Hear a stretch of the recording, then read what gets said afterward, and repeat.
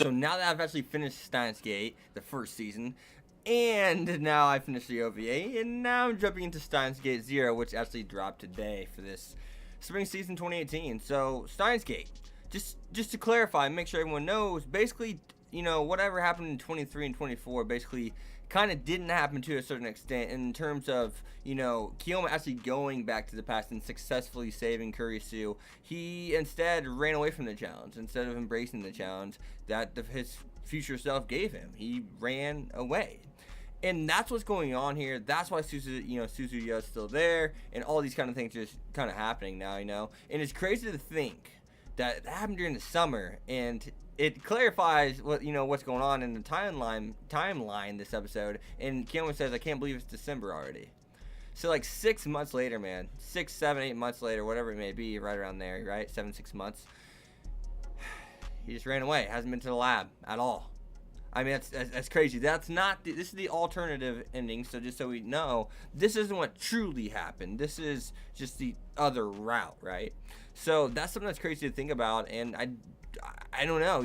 If I look at Kyouma, he's someone who he's not enthusiastic, and even when he is, like whenever he's doing the tennis thing, saying he's part of the tennis club and stuff like that, normally he would have been so more enthusiastic about it. Yeah, it looked like there's like some kind of joy there, but it felt like there's a lot of emptiness as well, and that's what it kind of felt like throughout all this. His smiles felt a little bit empty, all this kind of stuff. Even whenever we knew he was clearly happy or found something funny and or amusing with his friends, all their antics and shenanigans, it felt as if something was missing for sure coming from Kyouma, and that's something that I'm really excited to see. How is this going to, how is this character going to be throughout this? I mean, this is more like a ReZero-esque kind of vibe, right? It's the dark version of all of this. Given, yes, Steins Gate originally did have that dark version, but this is like the even darker version than, well, even that.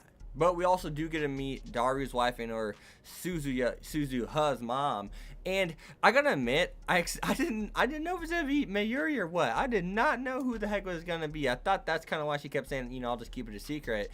And it ends up being one of the cafe maids, and it's the blonde-haired one. I did not see that coming. I did not see that coming. I did not know who it was. I wasn't for sure, but I thought it may be like a main cast member like Mayuri. I just thought she was the obvious choice for some odd reason. But it does look like Mayuri does have a kid in the future, at least, the future to where, Kyouma did not change. And that's something that I wonder, who is that kid's father? I mean, is it Kyouma? Who is it? It may very well be Kyouma, the Steins Gate route, not the Steins Gate route, but the beta route may end up having him with Mayuri. I don't know. So that's something that's pretty cool to see, and it's really weird to see in a way, because I just watched the OVA, and the OVA kind of like has Kurisu and Kyouma actually getting back together, which is really basically it's canon. So you guys do need to check out the OVA if you have not. So that's something that you got to think about doing, and it's something that's really cool to see. What happens 5 months after